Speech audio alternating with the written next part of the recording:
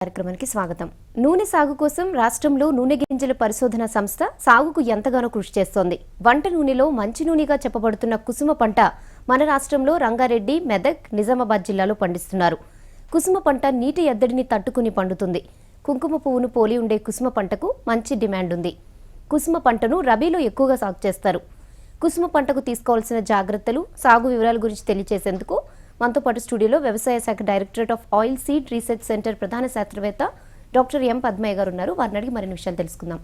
నమస్కారం పద్మయ్య గారు. నమస్కారం అండి. అయితే ప్రస్తుతం రాష్ట్రంలో అసలు కుసుమ పంటను ఏ సమయంలో విత్తుకోవాలి? కుసుమ పంట ఇది రబీ పంట. ఈ తెలంగాణ ప్రాంతంలో అయితే సెప్టెంబరు చివరి వారం మొదలుకొని అక్టోబర్ లాస్ట్ వరకు విత్తుకోవడానికి అనువైన సమయం. అట్లే రాయలసీమకు వస్తే అక్కడ వర్షాలు నార్త్ ఈస్ట్ వర్షాలు ఉంటాయి కాబట్టి వాళ్ళు నవంబర్ మొదటి వారం వరకు విత్తుకోవడానికి అనుకూలంగా ఉంటుందండి. ఓకే అండి. అయితే ఈ కుసుమ పంట సాగు విస్తీర్ణం తగ్గడానికి ఏంటి కారణాలు? దీనికి అనేక కారణాలు ఉన్నాయండి. ముఖ్యంగా ఈ కూలీలు కోయటానికి రావడం లేదు, అందుబాటులో లేరు. అంటే కూలీల కొరత అదొకటి ముఖ్యంగా చెప్పుకోవచ్చు. అట్లే నాణ్యమైన విత్తనాలు సకాలంలో రైతులకు అందుబాటులో లేవు. తర్వాత అధునాతన పద్ధతుల మీద రైతులకు అవగాహన తక్కువగా ఉండడం. తర్వాత మార్కెట్ విషయంలో రైతులకు సకాలంలో వాళ్ళకు మార్కెట్లో విత్తనాలు కానీ తర్వాత కొనుగోలు చేసే పరిస్థితులు అంతంతగానే ఉన్నాయి. ఇవే కాకుండా ముఖ్యంగా వర్షాధారం కింద వేయడం వల్ల ఈ గత కొన్ని సంవత్సరాల నుంచి వర్షాభావ పరిస్థితుల వల్ల కూడా ఇది తగ్గిపోవడం జరుగుతుంది. అట్లే కాకుండా ఇతర పంటలైనటువంటి ఈ శనగ కానీ వీటి ధరతో పోల్చినట్లయితే వాటికి ఎక్కువగా ధర పలకడం వల్ల రైతులు ఏ పంట అయితే అధిక లాభాన్ని ఇస్తుందో దాని పక్కన మొగ్గడం జరుగుతుంది. ఈ విధంగా అనేక కారణాలు ఉన్నాయి. చీడపీడలు కూడా ముఖ్య కారణం అని చెప్పవచ్చు అండి. ఓకే అండి. నిజామాబాద్ నుంచి ఇంకా కాల్ ఉన్నారు. శ్రీనివాస్ గారు నమస్తే అండి. నమస్కారం అండి. నమస్కారం అండి. అడగండి. కుసుమ పంట గురించి ఏమన్నా అడగాలనుకుంటే అడగండి. మేము ఇదివరకు వేసాం మేడము. ఓకే అడగండి సార్. చెప్పండి సార్. మేము ఇదివరకు కుసుమ పంట వేసాం సార్. 6 నుంచి 8 క్వింటాల దాకా దిగుబడి వచ్చేది. అవును. అయితే ఇప్పుడు ఏం చేసాం సార్, వర్షాలు లేవు కదా, అదే సాగర్ కెనాల్ పారిచ్చాం సార్. దాదాపు విలేజ్ లో ఒక 400 ఎకరాల దాకా వేస్తున్నాము. అయితే మొన్న తడి పెట్టాం సార్, అంత ఒక 3-4 days బ్యాక్. ఓకే. అయితే మహారాష్ట్ర నుంచి సీడ్ తెస్తున్నాం సార్. పర్బని బారా అని ఒక సీడు. అది మెరికో కంపెనీ అని మహారాష్ట్ర వాళ్ళు వచ్చి సీడ్ ఇస్తున్నారు. అవును. అయితే ఆ వెరైటీలు వేయచ్చా? ఇంకా ఏదైనా వెరైటీలు ఏమన్నా మంచి వెరైటీలు ఏమన్నా ఉన్నాయా సార్? జాతీయ స్థాయిలో రిలీజ్ చేసినటువంటి వంగడాలు ఏవైనా మన ప్రాంతానికి కూడా అనువుగా ఉంటాయి. అట్లే కాకుండా తాండూరు పరిశోధన సంస్థ వాళ్ళు కూడా ఈ మధ్యకాలంలో ఒకటి విడుదల చేసిండ్రండి. తాండూరు సాఫ్లవర్ అని ఒకటి ఇది రిలీజ్ చేశారు. అది కూడా మన ప్రాంతానికి బాగానే ఉంటుంది. అయితే ఈ మధ్యకాలంలో మేము మెరికోతోటి పబ్లిక్ ప్రైవేట్ పార్ట్నర్షిప్లో మనం ఈ ఎంఓయూ చేసుకోవడం జరిగింది. వాళ్ళు ఈ మధ్యకాలంలో ఈ కుసుమ పంట మీద అధికంగా ప్రచారం చేయడం, తర్వాత వాళ్ళు విత్తనాలతో సహా ఇచ్చి తిరిగి కొనుగోలు కూడా చేయడం జరుగుతుందండి. కాబట్టి వారితో మీరు ఈ సమిష్టిగా అనుసంధానం చేసుకున్నట్లయితే తప్పకుండా మీరు ఈ చివరి వరకు వేసుకుంటే చాలా లాభసాటిగా ఉంటుంది. తర్వాత వాళ్ళతో మీరు ఒప్పందాన్ని కుదుర్చుకుంటే వాళ్ళే కొనుగోలు చేసుకుంటారు. తర్వాత అప్పుడు ఉన్నటువంటి మార్కెట్ ప్రైస్ కంటే కొంత ఎక్కువనే ఇచ్చి తీసుకుంటారండి. Okay sir. అయితే ఈ కుసుమ పంట పండించడానికి ముఖ్యంగా ఎటువంటి నేలలు అవసరం అంటారు? ఈ కుసుమ పంటను గతంలో నల్లరేగడి భూముల్లో వేసేవాళ్ళండి. తేమను నిలుపుకునే గుణం గలటువంటి భూముల్లో ఈ పంట బాగా వస్తుంది.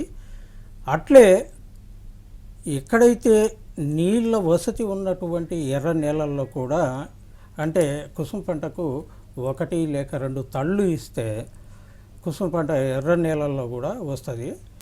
అయితే గతంలో కేవలం వర్షాధారం కిందనే ఈ కుసుమ పంట వేసేవాళ్ళు. అయితే రైతుల్లో అదొక అపోహ ఉంది, దీనికి నీళ్ళ తడులు ఇవ్వకూడదు అనేటటువంటిది. అది వాళ్ళ అపోహలో కొంతవరకు నిజం ఉన్నది.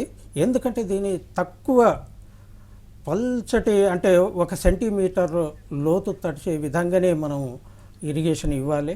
ఎక్కువ నీళ్లు నిలిచినట్లయితే కూడా దీనికి నష్టం ఏర్పడేటటువంటిది ఉన్నది. కాబట్టి మనం ఈ నల్ల నీళ్ళల్లో వర్షాధారం కింద కూడా పండించుకోవచ్చు. విత్తనం వేసిన తర్వాత 1 వర్షం వచ్చినట్లయితే ఇది మంచి దిగుబడులు ఇచ్చే ఆస్కారం ఉంటుంది. ఇంతకుముందు చెప్పినట్టు రైతు ఎకరానికి 6 నుంచి 8 క్వింటళ్ళు కూడా తీసే అవకాశం ఉందండి. ఓకే అండి, కరీంనగర్ నుంచి కాల్ ఉన్నారు. నవీన్ గారు నమస్తే అండి. హలో నమస్తే అండి, అడగండి. నమస్కారం. హలో హలో, మీ డౌట్ ఏంటో అడగండి. నేను కుసుమ సాగు చేయాలనుకుంటున్నాను మేడం కొత్తగా. ఓకే అడగండి. మీ ప్రశ్న అడగండి. దీనికి సంబంధించిన విత్తనాలు కావాలి. మా కర్ణాటక డిస్ట్రిక్ట్ ఎక్కడ అందుబాటులో ఉన్నాయి సార్? విత్తనాలకు వచ్చినట్లయితే జాతీయ స్థాయిలో NSC నేషనల్ సీడ్స్ కార్పొరేషన్ వాళ్ళు ఈ కుసుమ విత్తనాలు వాళ్ళు సరఫరా చేయడం జరుగుతుంది.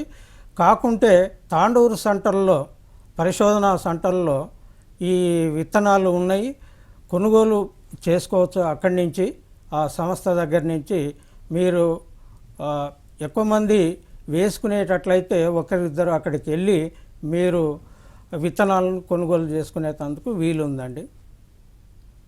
ఓకే సార్, నుంచి ఒక కాల్ ఉన్నారు, చూద్దాం సార్. విష్ణువర్ధన్ గారు నమస్తే అండి. సార్ నమస్కారం అమ్మా. నమస్కారం అండి, అడగండి. కుసుమ పంట గురించి ఏమైనా అడగాలనుకుంటే అడగండి. అదే మాకు ఏంటంటే కోతుల బెడద ఉన్నది కొంచెం. ఈ మన మామూలుగా చిలుకలు అవి ఇవి ఎక్కువ ఉన్నది కదా. అయితే ఇప్పుడు వేసంగి పొలాలు తీసిన తర్వాత ఇప్పుడు కరెంటు ప్రాబ్లంతోని మనకి ఇబ్బంది అయ్యేటట్టున్నదని చెప్పి కుసుమ పంట వేస్తే ఎట్లా ఉంటుందని చెప్పి మీ సలహా తీసుకున్నాను. మంచిదండి.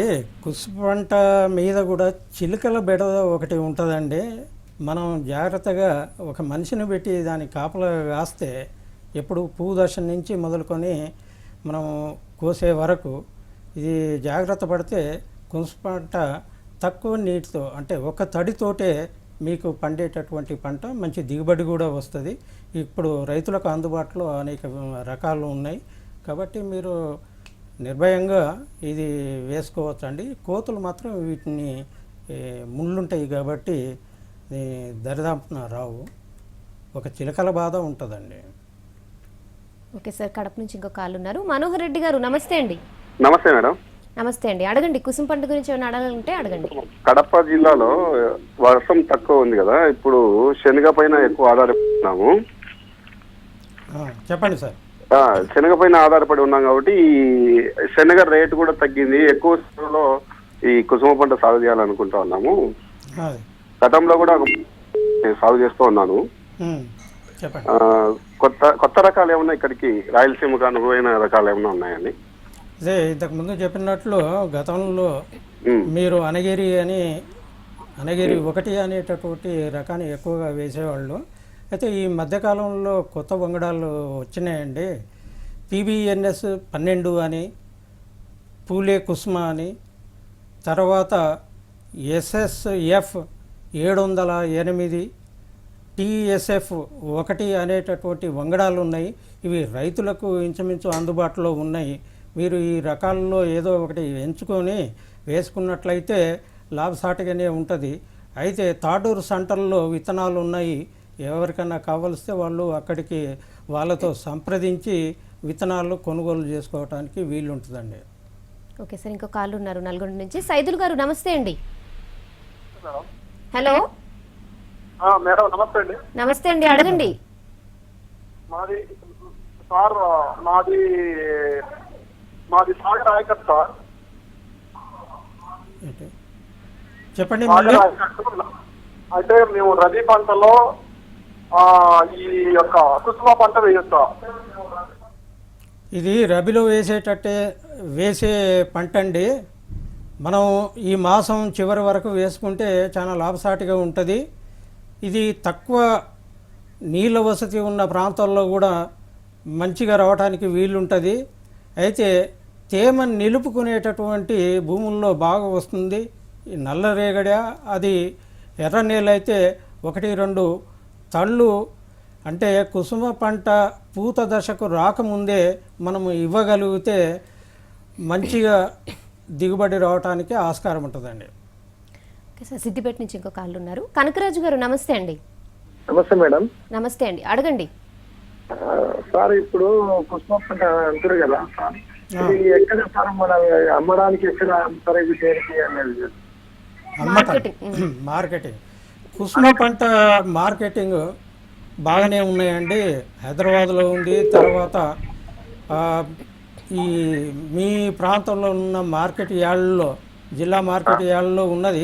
అది కాకపోతే మీరు సమిష్టిగా ఒక 20-30 మంది కలిసి ఒక 50 ఎకరాలకు పైన వేసినట్లయితే మెరికో కంపెనీ వాళ్ళతో టైప్ పెట్టుకొని చేసుకుంటే లాభసాటిగా ఉంటుందండి. వాళ్ళు మీ ఈ పండిన పంటను వాళ్ళు కొనుగోలు చేస్తారండి. ఆ రోజు మార్కెట్లో ఏ ధర ఉంటుందో ఆ ధర పైన ఇంకా కొద్దిగా లాభసాటి అయిన రేటునే ఇచ్చి కొనుగోలు చేస్తారండి. ఓకే సార్, కరీంనగర్ నుంచి ఇంకో కాళ్ళు ఉన్నారు. మధుసూదన్ గారు నమస్తే అండి. నమస్తే నమస్తే నమస్తే అండి, అడగండి. కుసుమ పంట గురించి ఏమైనా అడగాలనుకుంటే అడగండి. హలో చెప్పండి సార్. హలో, ఇప్పుడు మేము మాకు ఎర్ర నెల ఉందండి, దాంట్లో వేసుకోవచ్చా ఇప్పుడు? అంటే అక్కడ నీటి వసతి ఏమన్నా ఉన్నదా అండి? నీటి వసతి ఉందండి. 1-2 తళ్ళు ఇట్లా మీరు పెట్టగలిగితే తప్పకుండా ఈ కుసుమ పంట ఈ మాసం అంటే ఈ అక్టోబర్ చివరి వరకు వేసుకునేందుకు వీలుంటుందండి. మీరు వేసుకోవచ్చు. ఒకవేళ మీకు విత్తనాలు కావాల్స్తే తాండూరు సెంటర్ వాళ్ళను అడిగి అక్కడ మీరు కొనుగోలు చేసుకోవచ్చు. అట్లే కాకుండా నేషనల్ సీడ్స్ కార్పొరేషన్ వాళ్ళ దగ్గర కూడా ఈ విత్తనాలు దొరుకుతాయండి. ఓకే సార్, మహబూబ్ నగర్ నుంచి ఇంకో కాళ్ళు ఉన్నారు. రంగారెడ్డి గారు నమస్తే అండి. నమస్తే మేడం. నమస్తే మేడం. నమస్తే అండి, అడగండి. సార్ నమస్కారం, చెప్పండి sir. Wish you happy Diwali sir. నేను రంగారెడ్డి సార్, డాక్టర్ పద్మయ్య గారు. నమస్కారం అండి, మీకు కూడా దీపావళి శుభాకాంక్షలు అండి. సార్ ఏం లేదు సార్, మా ప్రాంతంలో చెప్పండి. మీ ప్రాంతం ఎక్కడ? మా ప్రాంతంలో వేరుశనగ ఎక్కువ వేసుకుంటారు సార్. అయితే దానికి రక్షణ పంటగా మీ కుసుమ వేసుకోవచ్చా? వేసుకుంటే ఏం రకం వేసుకోవాలి సార్? ఇప్పుడు ముండ్ల రకాలు వేసుకుంటే బాగుంటాయండి. తాండూరు రకం కానీ లేకపోతే అన్నగిరి 1 కానీ తర్వాత PBNS 12 కానీ పూలే కుసుమ కానీ ఈ ముండ్ల కుసుమలు వేసుకుంటే కొంతవరకు పశువులు కానీ అవి లోనికి వెళ్ళటానికి కొద్దిగా సంకోచిస్తాయి. మీరు దీన్ని నిర్భయంగా వేసుకోవచ్చండి. సార్, అసలు కుసుమ పంటల్లో మొత్తం ఎన్ని రకాలు ఉన్నాయి? సాగుబడికి అనుకూలమైన రకాలు ఏంటి? కుసుమలో రెండు రకాలండి. అంటే ఒకటి ముండ్ల కుసుమ, తర్వాత ముళ్ళు లేనటువంటి కుసుమలండి. అయితే ముండ్ల కుసుమల్లో దిగుబడి ముళ్ళు లేని వాటికంటే కొద్దిగా ఎక్కువ ఉంటుంది, దాదాపు 10% వరకు. ఈ కుసుమను బెట్టను తట్టుకుంటుంది, ఈ వర్షాభావ పరిస్థితులను కూడా తట్టుకుంటాయి. కాబట్టి ఈ కుసుమ సామాన్యంగా ముళ్ళ కుసుమ ఎక్కువ వేస్తుంటారు. అయితే ఒకటి ఏంటంటే ఈ ముళ్ళ కుసుమ కొద్దిగా బెట్టే వచ్చినప్పటికీ కూడా తట్టుకునేటటువంటి ఈ దాంట్లో ఉన్నది. అయితే ఈ ముళ్ళు లేనటువంటి దాని నుంచి కూడా ప్రయోజనాలు చాలా ఉన్నాయండి. పూత ప్రత్యేకించి ఆ పువ్వు రెమ్మలను తీసుకోవటానికి మనకు ముళ్ళు లేనటువంటి కుసుమలు వేసుకుంటే లాభసాటిగా ఉంటుంది. ఆ కుసుమ పూత తెంపడం ఈజీ. ముళ్ళు ఉన్న వాటిని అయితే మనం తెంపుకోలేము, ఎందుకంటే ముళ్ళు గుచ్చుకోవడం వల్ల మనం ఎక్కువగా ఈ పెటల్స్ పూరెమ్మలను తెంపలేము. అయితే ఈ ముళ్ళు లేనటువంటి వాటిని మనకు ఎకరాకు దాదాపు 40 కిలోల వరకు మనం పూరెమ్మలను తీసుకోవచ్చు. అంటే ఒక లేబరు రోజుకు వచ్చి 300 నుంచి 400 గ్రాముల ఈ కుసుమ పూతను తెంపగలుగుతారండి. అయితే ఈ మధ్యకాలంలో కుసుమ పూత కూడా చాలా రేటు కూడా బాగున్నది. ఇప్పుడు తాండూరు సెంటర్ వాళ్ళు ఈ కుసుమ పూత కోసమని ప్రత్యేకంగా ముళ్ళు లేనటువంటి నారి 1 అనేటటువంటి రకాన్ని వేసి వాళ్ళు పెద్దగా అందుబాటులోకి చేస్తున్నారు. అనేక మంది అక్కడి నుంచి కొనుగోలు చేస్తున్నారు. దాని వల్ల రైతులకు అదనం లాభం కూడా చేకూరుస్తుంది ముళ్ళు లేని కుసుమాలు. కానీ దిగుబడుల్లో మాత్రము 8 నుంచి 10 క్వింటలు ఒక హెక్టారుకు వచ్చే ఆస్కారం ఉంటుంది. అదే మంచి అనుకూల పరిస్థితులు వస్తే 15 క్వింటాల వరకు కూడా ముళ్ళు లేని దాంట్లో మనం ఒక హెక్టార్కు తీసుకోవచ్చు. అదే ముళ్ళున్న దగ్గర అయితే 20 క్వింటాల వరకు కూడా వచ్చే ఆస్కారం ఉంటుంది. మంచి అనుకూల పరిస్థితులు, యాజమాన్య పద్ధతులు పాటిస్తే అండి. ఓకే అండి, ఇంకా కాల్ ఉన్నారు శ్రీనివాస్ గారు నల్గొండ నుంచి. నమస్కారం అండి శ్రీనివాస్ గారు. హలో శ్రీకాంత్ గారు, నమస్తే అండి. నమస్తే అండి, నా పేరు శ్రీకాంత్. ఓకే అండి, అడగండి మీ డౌట్ ఏంటో. ఇప్పుడు వరి వేస్తే ఒలిపిడి బాగా అవుతుంది, వరి కంటే ఎక్కువ ఒలిపిడి బాగా వెళ్ళిపోతుందండి వరిలో. వరి పంట గురించి అడుగుతున్నారు. చెప్పండి. వరిలో ఇప్పుడు వరి సాగులో వరి వేస్తాం కదా, ఇప్పుడు ఒలిపిడి బాగా అయిపోతుందండి. దాంట్లో వరి కంటే ఎక్కువ ఒలిపిడి ఉంటుంది పర్సెంటేజ్. ఏంటండి అర్థం కాలేదు, క్లియర్గా చెప్పండి. ఒలిపిడి అండి, గడ్డి లాంటిది ఒకటి ఒలిపిడి అనేది. దాని